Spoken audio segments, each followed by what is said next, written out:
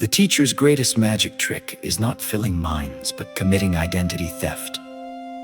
Years later, you think you're having an original thought, and suddenly a ghost in sensible shoes asks, "Did you check your assumptions?"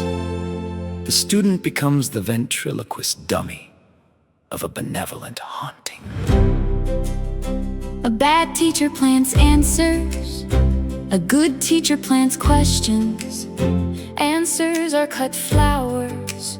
Questions are roots. Decades later, the teacher is gone, but the forest keeps interrogating the sky through the students' branches. The classroom looks like a stage, but it's actually a cocoon. The teacher enters as the loudest voice in the room and exits as an invisible narrator living rent-free in 30 different heads. Authority dissolves into distributed software. The teacher is a locksmith who eventually throws away the keys. Their final act of authority is teaching the student how to break into their own thinking. The lock survives. The locksmith disappears. The agency changes hands. Most institutions build castles. Great teachers build bridges and then quietly remove their names from the plaque. The student crosses alone and later mistakes the bridge for part of the landscape. That is educational camouflage. A mediocre teacher wants parrots. A great teacher creates owls. The parrot carries the teacher's words. The owl carries the teacher's method.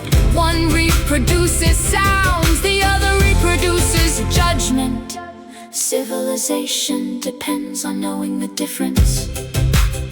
The candle metaphor is wrong. The candle loses itself by sharing flame. A teacher multiplies by disappearing. Every student becomes a new source of fire, and suddenly the original spark cannot be located. That's educational money laundering. The teacher begins as a monarch of knowledge and ends as a constitutional amendment inside the student's mind.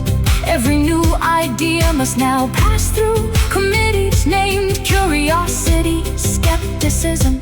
And how do you know that? The crown abdicates. The process remains. At first, the teacher is a mirror. Later, the mirror moves inside. The student no longer asks, "What would my teacher think?" but unconsciously sees through the lens the teacher built. The person vanishes. The architecture stays. The teacher is mission control. The student is the spacecraft. Success is not constant communication, but radio silence.